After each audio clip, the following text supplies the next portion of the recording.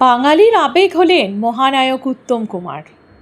কিন্তু সেই উত্তম কুমার বিবাহিত হওয়া সত্ত্বেও সংসার ছেড়ে যখন সুপ্রিয়া দেবীর সংসারে চলে এলেন এবং সুদীর্ঘ 17টি বছর সেখানে অতিবাহিত করলেন, তা হয়ে উঠল বাংলার চলচ্চিত্র ইতিহাসের অন্যতম এক আলোচনার কেন্দ্রবিন্দু।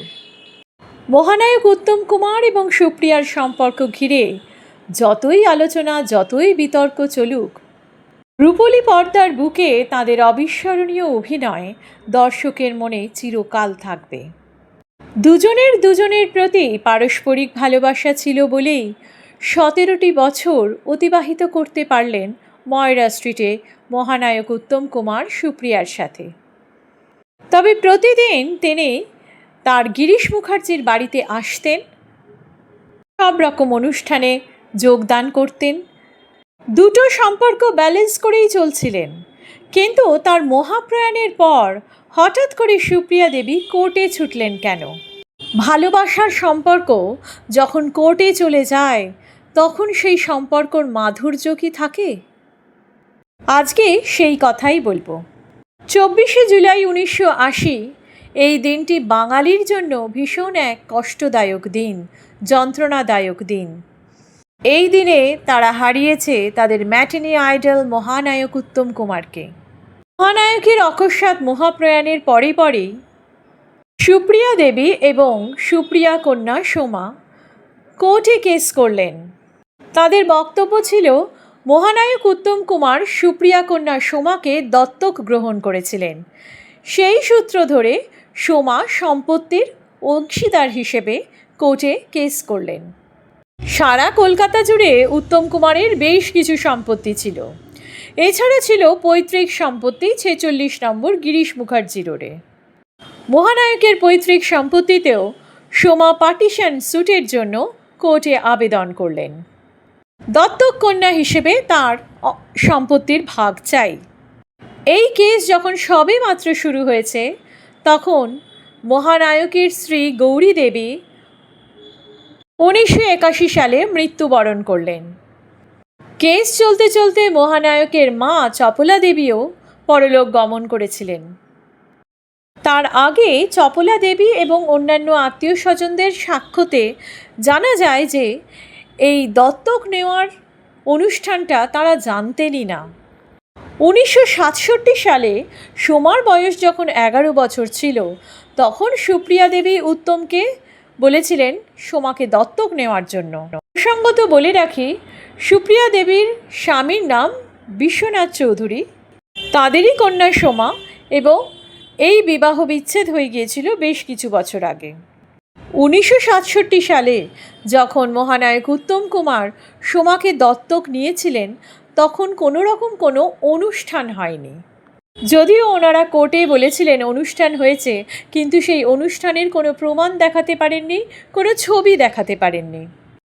মহানায়কের স্ত্রী গৌরী দেবী এই দত্তক নেওয়ার ঘটনা জানতে পেরেছিলেন 1976 সালে, যখন সোমার বিয়ে ঠিক হয় এবং বিয়ের কার্ড ছাপা হয়। সেই কার্ডে উত্তম কুমারের নাম লেখা ছিল। তখন গৌরী দেবী জানতে পারলেন যে উত্তম কুমার সোমাকে দত্তক নিয়েছেন। সেই কথা জানতে পেরে গৌরী দেবী চলে গিয়েছিলেন উকিল বাড়ি। তাদের পারিবারিক বন্ধু ছিলেন আইনজীবী। তার সাহায্যে গৌরী দেবী ক্যালকাটা গ্যাজেটে প্রকাশ করেছিলেন যে তিনি কোনো রকম কোনো অনুমতি দেননি দত্তক নেওয়ার ক্ষেত্রে, এবং এই দত্তক নেওয়ার ঘটনাটি সম্পূর্ণ তার অজানা ছিল এতদিন। আশ্চর্য ঘটনা হলো, বিয়ের যে সার্টিফিকেট, সেই সার্টিফিকেটে সোমার বাবার জায়গায় সোমার অরিজিনাল বাবা অর্থাৎ বিশ্বনাথ চৌধুরীর নামই লেখা ছিল, সেখানে উত্তম কুমারের নাম লেখা ছিল না।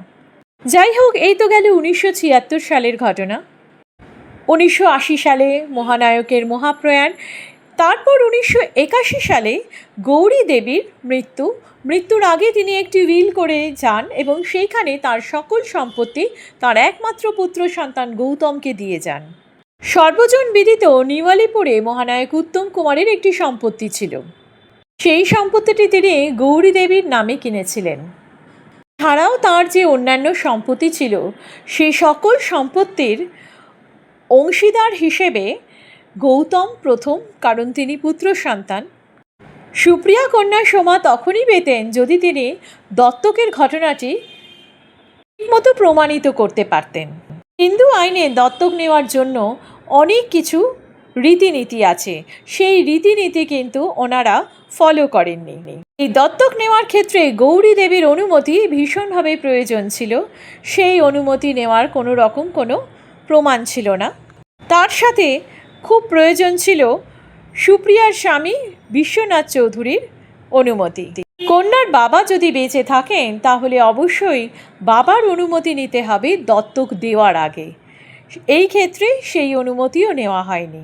কোর্টে যারা সাক্ষ্য দিতে এসেছিলেন, দত্তকের ঘটনা হয়েছে, দত্তকের অনুষ্ঠান হয়েছে সেইটা বলার জন্য, সেই সাক্ষীতে অনেক রকমের অসামঞ্জস্য কথাবার্তা রয়ে গেছে, যার ফলে সঠিকভাবে প্রমাণিত হয়নি যে সত্যিকারের দত্তক অনুষ্ঠানটি ঘটেছিল না ঘটেনি। বিবাহ বিচ্ছেদ হলেও স্বামীর অনুমতি ছাড়া দত্তক তার মেয়েকে দেওয়া যাবে না, এবং স্ত্রীর অনুমতি ছাড়া দত্তক গ্রহণ করাও যাবে না। এই আইনের বেড়াজালে পড়ে সোমা উত্তম কুমারের সম্পত্তির অংশীদার হওয়ার থেকে বঞ্চিত হলেন। সুদীর্ঘ 9 বছর ধরে কেস চলেছিল। অবশেষে উত্তম পুত্র গৌতম কেসে জিতলেন। সুপ্রিয়া বুঝলেন তার একান্ত ভালোবাসার মানুষকে নিয়ে কোর্টে ছোটা উচিত হয়নি। তিনি তো মানুষটাকে ভালোবেসেছিলেন, তার সম্পত্তিকে নয়। তাহলে কেন এই কোর্টে ছোটাছুটি? যাই হোক, নিজের ভুল বুঝতে পেরে গৌতমের কাছে আগের সম্পর্ক ফিরিয়ে আনার জন্য অনুরোধ করলেন। মহানায়ক উত্তম কুমারের পুত্র গৌতমও মহানায়কের মতোই আবেগপ্রবণ ছিলেন। তিনি ছোটবেলায় বহুবার বেনু আন্টির কাছে এসেছেন, তাই মুখ ঘুরিয়ে থাকতে পারলেন না। সুপ্রিয়ার ডাকে সাড়া দিয়ে সপরিবারে সুপ্রিয়ার বাড়িতে এসে নিমন্ত্রণ রক্ষা করলেন। সেই তিক্ত সম্পর্ক অবশেষে একটা মিটমাটের রাস্তা দেখল। সুপ্রিয়া দেবীর দুর্ভাগ্য, তিনি মহানায়কের সঙ্গিনী হয়েই রইলেন, কোনো স্বীকৃতি পেলেন না, এবং তার কন্যার দত্তক নেওয়ার ঘটনা আইনত বৈধ নয়, ফলে সম্পত্তিও পেলেন না। শুধুমাত্র নতুন করে বিতর্ক সৃষ্টি করলেন।